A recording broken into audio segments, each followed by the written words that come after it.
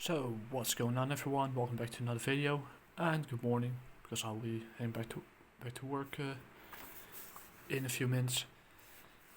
And today we're going to do part 2 of, in this case, Tales from the Past 24, where we do once again the second half of, in this case, the second half of The Brave and the Bold 28, the first appearance of the Justice League of America, and the world's greatest heroes team up to battle Starro the Conqueror. In this case, the first time that the Justice League was formed, back then, on Earth 1. Or Prime Earth, New Earth, however you call it. For those of you who don't know how I do these kind of videos, I already did the synopsis in the previous issue, but what we're basically going to do is we're going to do a little recap. And we go straight into the breakdown of the rest of it. And also come armed with, if you hear the paper rattle, I made some notes, because I do it a little old-fashioned, etc. And like in the previous video, there might be some things that you might agree on or disagree on. That's totally fine. I mean, I just want to keep things civil right now. I just want to focus on the things that matter and try to get back to the old days when we could just discuss certain old comics or webcomics, European comics, manga, manhwa, manhua, the Chinese version, or in this case from Macau and Taiwan, without some ridiculous internet drama and some fake culture war that is complete grift. But that's basically it. So, little recap now. In previous issues, the Justice League, in this case, Martian Manhunter, The Flash, and etc., and even Wonder Woman fought the lieutenants. There were 3 different types of starfish that were transformed by Starro to take over the world and to absorb certain certain radiation from a certain source, like an atomic bomb, whatever. And today I couldn't find my bookmark, so we do it like this. Because running here towards where the Flash is, so we're going now into the breakdown. So the Flash is running all across the land and comes across town of Happy Harbor and sees one of his lieutenants, sergeant lieutenants, and he comes across the most fantastic adventure of his career. And he also learns about someone with secret immunity to Starro's mind control powers, and that's Snapper. Till I'm finished. Hey, what's with the family circle? And what happens is, basically, the deputy Starro has taken over their minds. It's a shame that the stars are not on their foreheads. That would be awesome. But what's happening here? And Snapper notices, of course, because they're in trance and under hypnosis. And once neither to the left nor the right, John Carr, his wife and daughter walk blindly along the streets, where they are soon joined by the neighbors. It's so crowded, it's Antsville, like everybody's putting souls in their sandals, but why? And he realizes that something wrong, something strange is happening, and Starro's emissary or Lieutenant Stallion is basically had taken over their minds, but for some reason Snapper has been immunity. And he tells him that Happy Harbor, you're under my control. When I give the order, you'll go to. Wait. One among you is not under my control. He must be destroyed. And he launches a ray of gamma radiation ore towards him, and the Flash, Barry Allen, saves his life just in the nick of time. And he comes to the conclusion, how did it happen? Well, I'm bugged. I'm really swinging casting orbs on you like this, Flash, like I'm having a happy marriage, you dick. I say to talk to you, young fellow. Besides, I'm not sure I do dig you. I've got to get back to that Starfish menace.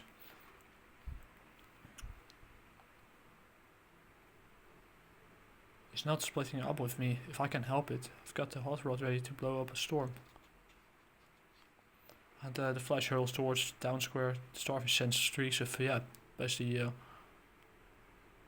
deadly energy or radiation or rays to eliminate him, but he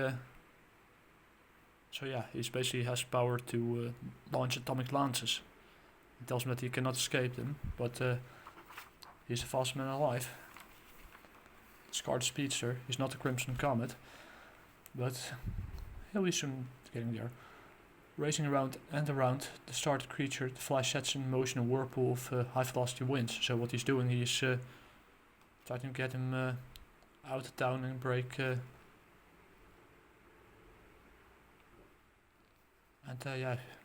break his control and to launch him into the water, and he needs to get back to a water source. Helpless in the grip of the atmospheric vortex, the star monster is spun around with incredible rapidity, so speed. I'm caught fast as if by a magnet, and he's launches he makes his way out of here. And he hides into the waters.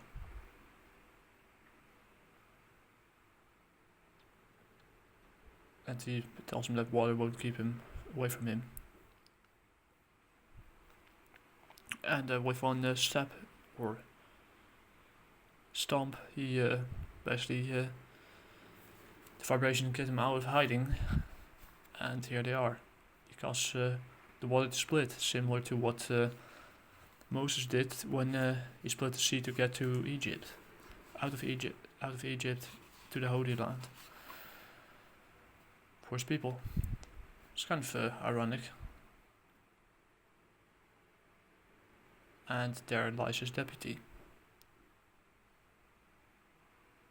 And the water slams into the eye of his deputy, and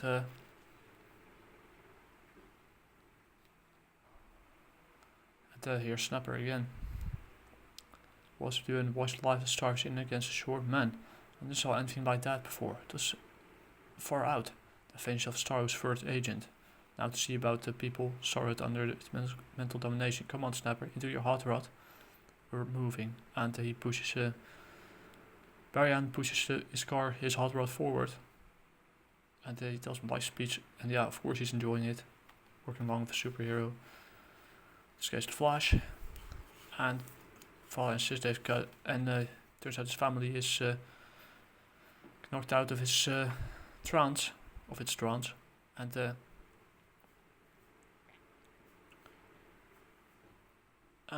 before he snatched him, he told him Starro told him where the humans he had taken on his control, where to go, etc. You remember where that was? Yes, the Turkey Hollow, 5 miles east of here. And Barry Allen signals the rest of the Justice League.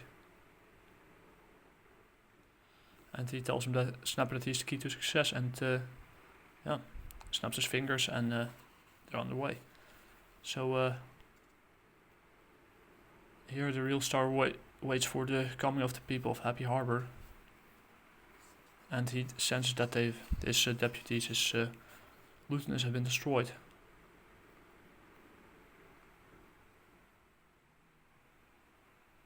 And he tells he could still control their minds. And then he rants about Earth beings will obey me when I order them to explode all their atom bombs, so I can bathe in them, absorb their energy. With enough nuclear power in me, I can travel onto other worlds. This is my first attempt to conquer a world. I have to test the powers of these humans by using 3 agents. Now that I have succeeded, I can conquer the universe. But the Justice League is on their way. In this case, without Superman or Batman, but Flash, Wonder Woman, John Jones, and Aquaman and Green Lantern. In this case, Hal Jordan. They go on in the attack. And yeah, Martian Manhunter encourages Hal Jordan to attack. The King shoots down out of the sky. He's caught by a mental beam from Starro, who's also capable of influencing their minds. But when he turns power ring on, he sees that because his power ring, the green lane from Oa, has an impurity, and that's yellow. So I have no anything, and you can't control anything yellow. So yeah, until later when they decide to create after something happened to him, they decide to create a new ring that could affect yellow, and that will be a prototype to others later. And Star's beam miss him and hits Snapper, and there's no effect on him. But he wonders how that happened. So yeah. Once again they attack Starro. And then he tells, Barry Young tells Green Lantern to use his power ring to act as a spectroscope to Snapper and keep Starro busy. And he knows that he is immune to it. Now he's going to try to find out why. And they gather and give him a science lesson basically. Shows nothing unusual except the spectroscopic lines for calcium. It shows he is covered with calcium oxide, lime. So yeah, limes. And it figures, I was using lime on my lawn today. Oystmen use quick lime to fight starfish. And yeah. Because yeah, starfish eat oysters. Or at least what they do is they cover a group of, they basically wrap themselves around them and with their many ambuls, however you call them, they suck out the life out of them, out their shells, and leave a barren shell. Or sometimes they break them. That sounds like the lime protects Snapper from Starro, and lime will help us defeat it. So what they do is they throw a bunch of lime on it, and they pay the farmers later. Which is what happens next, and with this, the calcium oxide, which the JLA puts to good use, John Jones uses his breath to cover him in it, and that's the end of Starro for now. And he's imprisoned in an unbreakable shell of lime, and Snapper gets his reward as an honorary member of the Justice League of America. Spends some your signaling device. Weird always, you never know when we may call for an emergency meeting. My fingers are saying it for me, Flash. Strange and evil force will all. What strange and evil forces will the All Stars be called upon to battle next? Don't miss the next issue. The Justice League of America 26. And with that, the story ends. So we're going to the good, bad, and the ugly, because yeah, it's classic cover art, and there's also some to the point. The stories are short and easy to read. There's not much. There isn't a lot of political elements in it or whatever. Just old-fashioned from a previous time, and I also like the fact that they use some scientific information about the family of the Echinodermata. That's the family of the ones with the starfish, the brittle stars, and the sea cucumbers and sea urchins. That's a smart move. To give some background information about his Starro's minions. So there's also some intelligent writing in it, some background knowledge that I didn't expect at first. The art and writing is in balance.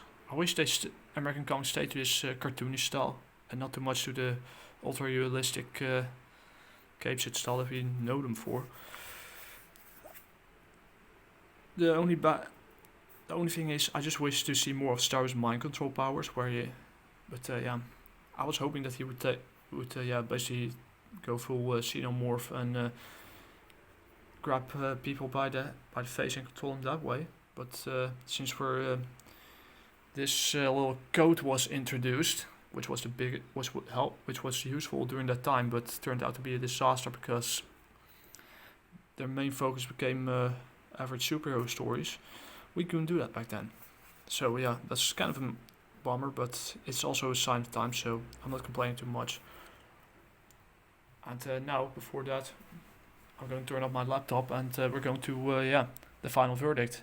For I'll be using the data from the League of Comics Geeks.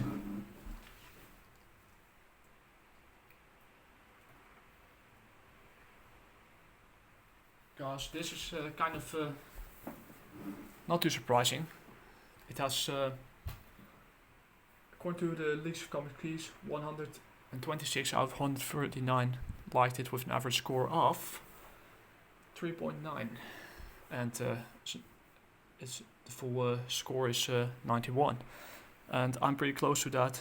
I scored is an 88 out of 100, and it's a classic. It's how to do a team up right, how to incorporate intelligent things into your writing. But yeah, they don't make them like this anymore. So that's about it. If you'd like to see me make more videos like this, leave a like, subscribe if you want to, and let me know what you guys think. Are there things that need to be improved? Are there things that need to be better? Hard to, because it was released in 1959, 1960. If you'd like to see me see what I created with my hardworking friend, General Warrior issue 1 and 2 are now available on Global Comics, where you can read it for free and download yourself a print-ready PDF for just $2 each.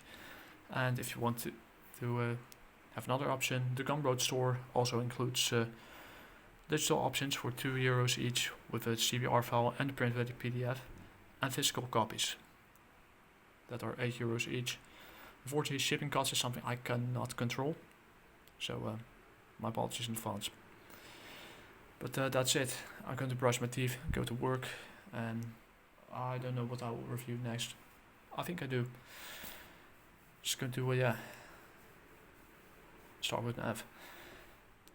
Anyways, talk to you guys later. Peace.